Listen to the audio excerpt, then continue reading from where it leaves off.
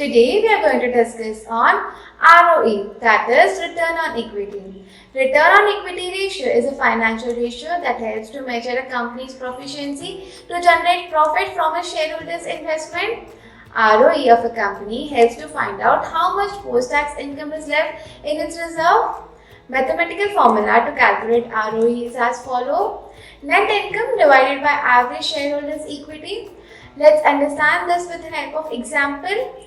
Earning of a company is rupees 2 crore and average shareholders' equity is rupees 20 crores. In this case, ROE would be 10%. Excessive debt, erratic returns and negative incomes are some of the issues that can be scrutinized with the help of ROE ratio.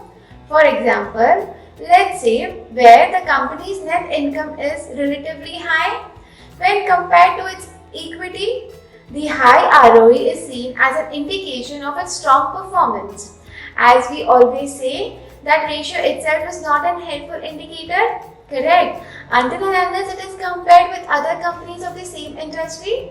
Let's say there are two companies, A Limited and B Limited.